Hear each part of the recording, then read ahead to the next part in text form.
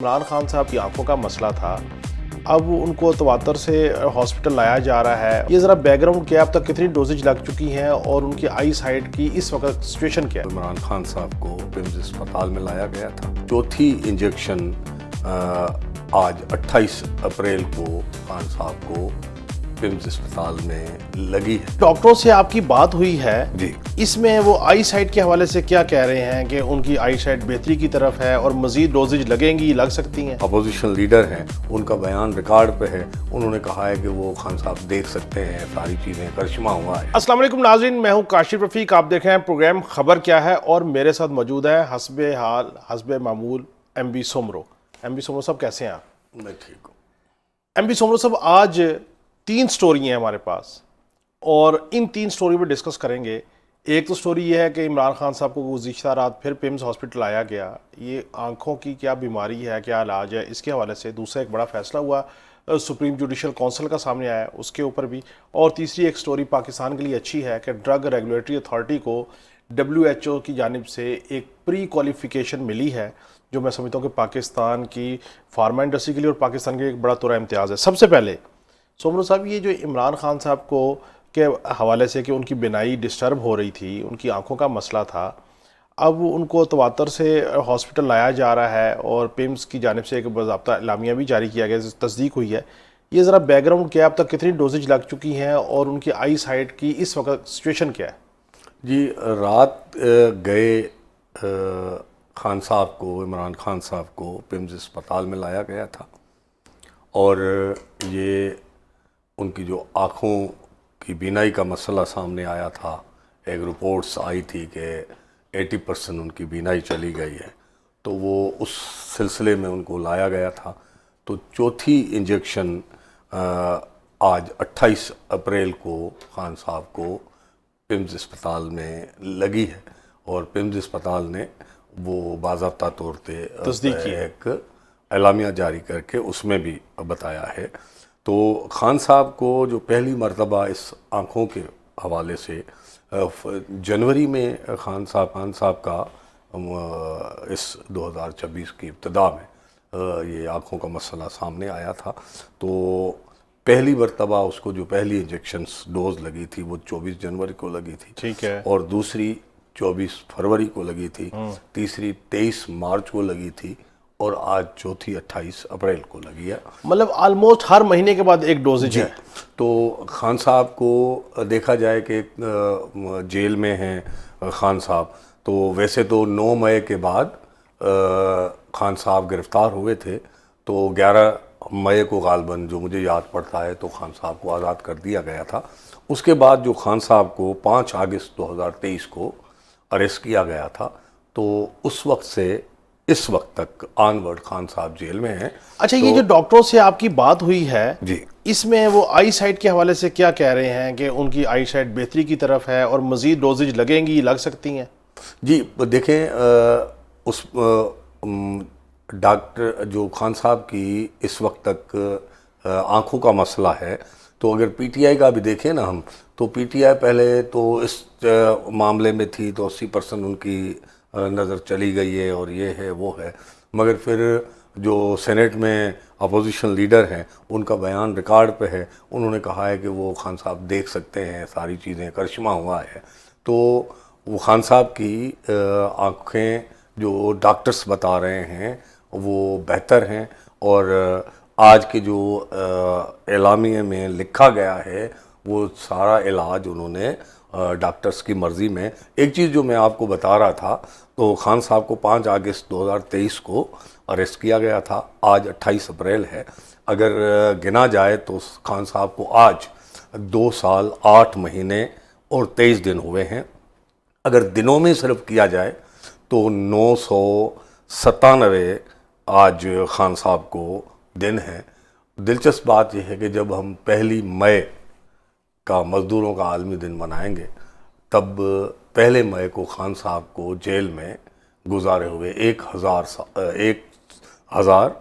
1000 دن مکمل ہو جائیں گے۔ بہرحال سیاستدان ہے جی، یہاں سے زرداری صاحب نے بھی جیل کاٹی ہے، آفاق احمد نے کاٹی، سب نے کاٹی ہے، نواز شریف نے بھی کاٹی ہے۔ اب ایک بات ہے اس میں جو حکومت کو نہیں کرنی چاہیے میرے خیال میں. دیکھیں خان صاحب مسلسل کہہ رہے ہیں کہ ان کے ذاتی ڈاکٹرز یا ان کے فیملی کے ممبرز کو علاج کے دوران دسترس رسائی دی جائے. تو وہ آج تک مانا کہ وہ جیل میں ہیں، اریسٹ ہیں، قیدی ہیں، مگر پاکستان کے سابق پرائم منسٹر ہیں. تو ان کے فیملی کی موجودگی میں ان کو لایا جانا چاہیے، ان کو علاج کی سہولت ہونی چاہیے. اور اگر وہ اپنے ڈاکٹرز کی رسائی دینا ویسے صحیح میں آپ کو بتاؤں یہ بات اچھی چیز ہے، اخلاقیات ہونی چاہیے، چیزوں کو لے کے چلنا چاہیے. Prime minister of Pakistan x, مجھے آپ کی ان جملوں کے بعد نا میری آنکھوں کے سامنے وہ لمحے آ گئے کہ جس وقت نواز شریف صاحب کلثوم نواز صاحبہ کو لندن چھوڑ کے آئے تھے بیماری کی حالت میں. اس وقت وہاں ان کے لوگوں نے کیا کیا ٹرولنگ کی، کس طریقے سے مریم نواز صاحبہ کو سہالہ ریسٹ ہاؤس رکھا گیا، نواز شریف صاحب کو کس طریقے سے ٹریٹ کیا گیا. دیکھیں اس وقت بھی ہم یہ کہتے تھے کہ جو ڈیو رسپیکٹ ہے صبر کا مظاہرہ کیجئے، بڑھ کے نہ ماریں، یہ مقافات عمل ہے، سیاست ہے. لیکن کسی کی بیماری پہ بھی کوئی سیاست نہیں ہونی چاہیے. دعا کرنی چاہیے اللہ تعالیٰ نے روبِ صحت. کاشف ریکارڈ گواہ ہے کہ جب خان صاحب حکومت میں تھے میں سب سے زیادہ اس سے تنقید کرنے والے لوگوں میں سے تھا. بات تنقید کی نہیں ہوتی ہے، بات رویے کی ہے نا. دیکھیں تنقید تو مسئلہ یہ ہے کہ اگر اصلاح نہیں کرنی چاہیے. خان نے غلط کیا، خان نے لوگوں کا ٹرائل کیا، میڈیا ٹرائل کروایا، خان نے ساری چیزیں غلط کی. خان کے دور میں تقریباً پوری اپوزیشن جیل میں تھی. اگر خان نے غلط کیا وہی کام آپ بھی کریں گے. نہیں کر رہے بھائی، نہیں کر رہے. نہیں دیکھیں پھر یہ بحث اور طرف چلی جائے گی. وہ نہیں کر رہے. میں تو یہ کہہ رہا ہوں کہ آپ مجھے بتائیں کتنے زیادہ ملاقاتیں کروائی گئیں، کتنا ٹریٹمنٹ کروایا گیا، کتنی چیزیں کرائی گئیں. اس کے باوجود میں پھر بھی کہتا ہوں کہ عمران خان صاحب ہوں، بشرا بی بی صاحبہ ہوں یا کوئی بھی قیدی ہو، ان کو جو ان کے ڈیو رائٹس ہیں اس کو ایڈریس ہونا چاہیے. اور being ex prime minister of Pakistan ان کی جو پروٹوکولز ہیں جیلز مینول کے وہ ایڈریس ہونے چاہیے. اس میں تو کوئی دوسری رائے نہیں ہے. اور جو جس طرح آنکھوں کا مسئلہ خان صاحب کا ہے، اسی طرح بشرا بی بی کے بھی آئیز کی کمپلیکیشن کی شکایت تھی، اس کا بھی آج ٹیسٹ وغیرہ ہوا ہے. اور یہ جو رپورٹس آئی ہیں کہ ان کی آئیز بھی ٹھیک ہے. یہ تو ہو گیا خان صاحب کا معاملہ. اب آگے چلتے ہیں. جو دوسری سٹوری ہے، جوڈیشل کمیشن کی آج فائنلی میٹنگ ہو.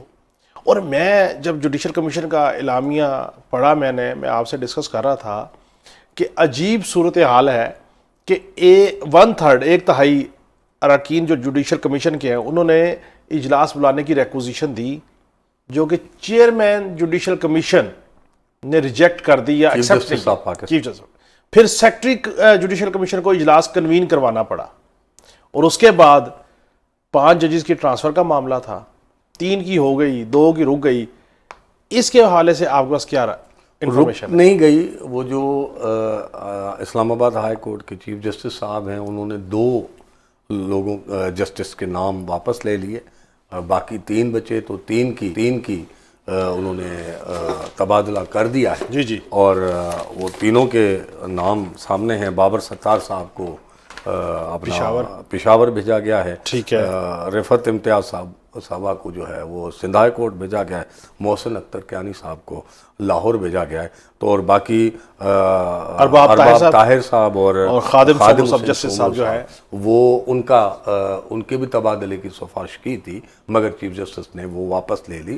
اور ارباب طاہر صاحب کی شاید بلوچستان کی پرپوزل تھی اور جیسے سومرو صاحب کی بھی سندھ کی ہی پرپوزل تھی، لیکن وہ 2 کی واپس لے لی. اصل میں آئین کے آرٹیکل 200 میں 27ویں ترمیم میں ترمیم کی گئی اور یہ ججز کی ٹرانسفرس والا مسئلہ آیا. پہلے یہ ہوتا تھا کہ اگر جیسے ہائی کورٹ لاہور ہے، جیسے ہائی کورٹ سندھ ہے، اس کی جو سرکٹ بیچز ہوتی تھی مختلف شہروں میں اپنے ود ان پروونس میں، تو ود ان پروونس میں تو ہائی کورٹ کا چیف جسٹس اپنے ججز کو تبادلہ کرتا تھا، وہ چیف جسٹس کرتا تھا، باقی کوئی نہیں کرتا تھا. مگر یہ اب جو ہمارے پاس سلسلہ شروع ہوا ہے تو یہ اب بیوروکریسی کی طرح، بیوروکریٹس کے تحت ایک تلوار ان کے ججز کے اوپر بھی لٹکی رہے گی. نہیں دیکھیں صحیح میں ذاتی طور پہ ہوتا ہوں، 26ویں آئینی ترمیم میں یہ شک موجود تھی کہ اسلام آباد ہائی کورٹ کے ججز کا दूसरे सूबों में ट्रांसफ़र करना चाहिए और दूसरे सूबों के जजेस को इस्लामाबाद हाई कोर्ट सर्विंग के लिए ला सकते हैं। लेकिन तमाम वकला इकट्ठे हो गए, वो पॉइंट निकाल दिया गया, उसको 27वीं आईनी तरमीम में एड्रेस किया गया।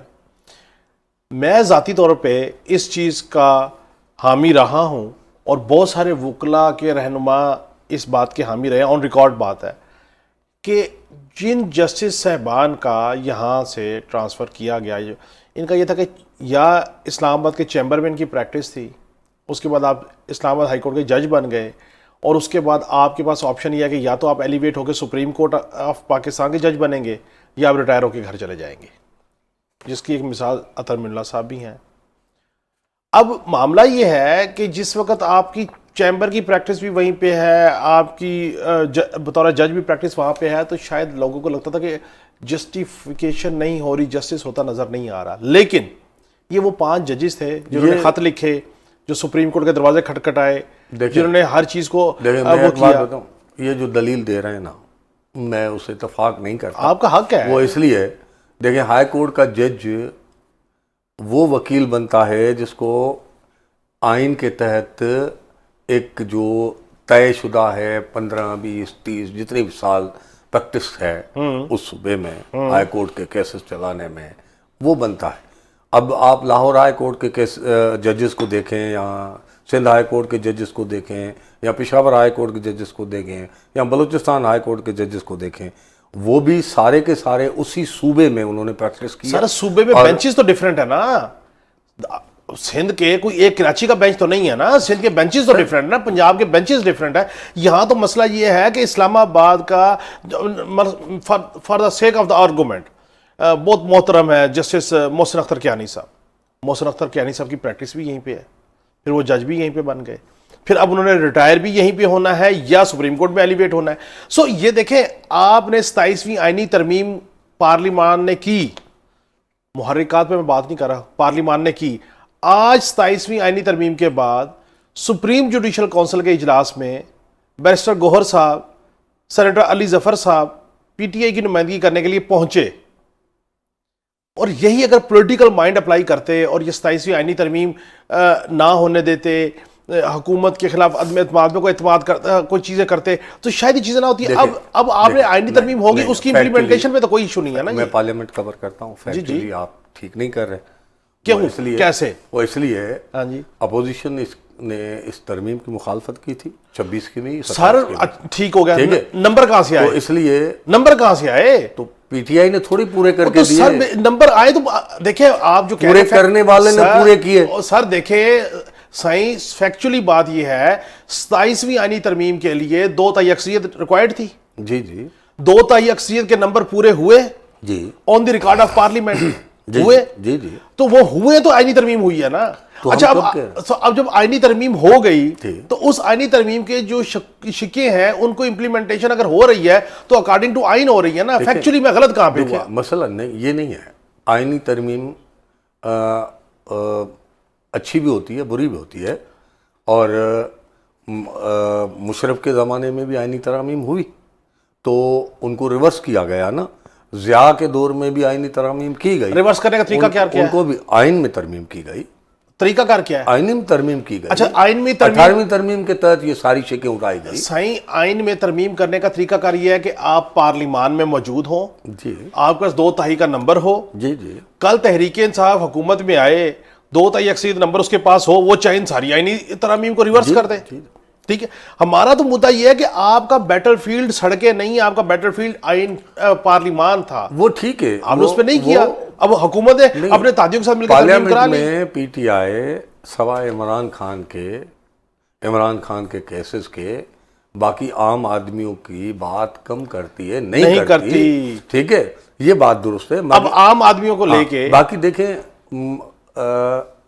हो सकता है जो लेजिस्लेटर हैं जिन्होंने ये बनाया है तो वो उनकी सोच अच्छी हो, मगर इसके नतीजे जो सामने आ रहे हैं, या जो मुझे एक एज अ पर्सन मेरी राय है, तो ये जजेस के हवाले से, जजेस और ब्यूरोक्रेट्स को इक्वल ट्रीटमेंट वाला तरीका, तबादला, ये वो उनको अगर ख्वाइफ कर दे देंगे वो काम नहीं कर पाएंगे।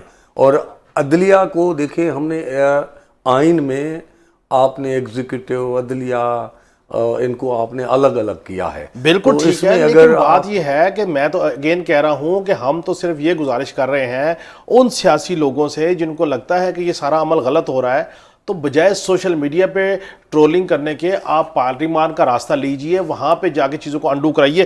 اور تیسری جو امپورٹنٹ چیز، کوئی اچھی خبر بھی آ جاتی ہے پاکستان کے لیے، اور میں سمجھتا ہوں کہ امن ٹاکس کے بعد تو پاکستان کے لیے اچھی خبریں شروع ہو گئی. جیسے ہم نے کل کے شو میں کہا کہ پاکستان ایران ٹرانزٹ ٹریڈ کے حوالے سے ایک باقاعدہ مراسلہ جاری ہو گیا اور روٹس طے ہو گئے. اب ایک اور اچھی خبر یہ آئی ہے کہ ڈرگ ریگولیٹری اتھارٹی ڈریب ایک ادارہ ہے. جی آپ بتا رہے تھے، بتائیں. اور وہ ادارہ وہ ہے جو تمام فارماسوٹیکل انڈسٹری کو ریگولیٹ کرتا ہے. اب یہ جو ڈریب کا ادارہ ہے اس کی اپنی ایک لیبارٹریز ہیں، اور ڈریب جو بھی ایکٹ کرتا ہے وہ WHO کے ساتھ اس کی کمپیٹیبلٹی ہونا ضروری ہے تاکہ پاکستان کی جو ڈرگ کی ہے یا فارماسوٹیکل کی اس کی ایکسپورٹ بڑھے.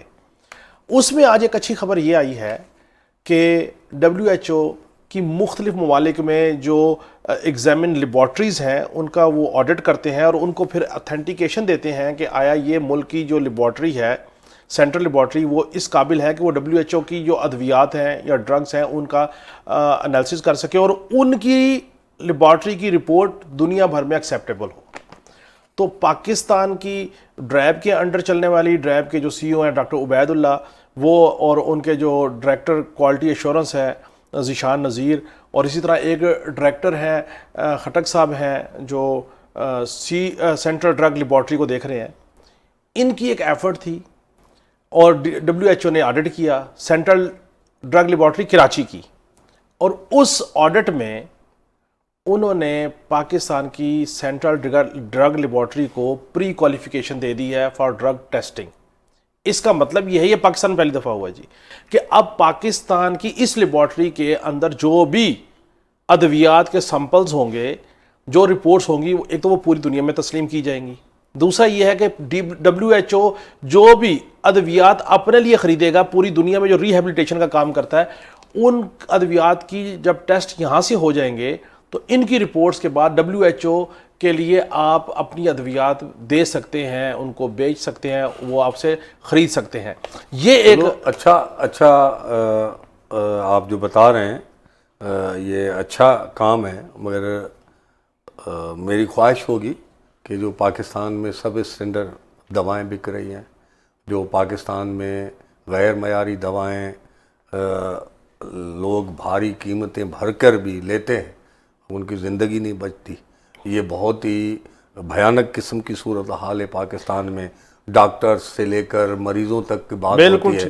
اللہ کرے اس میں بھی بہتری آئے جو دوائیں. اور ایک چیز جو صحیح وہ اسی کو نا ہم اس پہ کل لازمی گفتگو کریں گے. میرا یہ آپ سے درخواست ہے کہ بیسیکلی جو ہیلتھ کے معاملات کو لے کے ایک بڑا ایشو بنا ہوا ہے پورے ملک میں، ایک ایڈز سے ریلیٹڈ چیزوں کے اوپر، صرف اس کے اوپر نا کل ایشو نہیں بنا ہوا، اس کے اوپر کل دستاویز کے ساتھ، پاکستان میں کیونکہ ٹائم کا ایشو ہے، ٹائم کا نا جی ہیلتھ کے شعبے میں لوگوں نے سلطنتیں بنائی ہیں.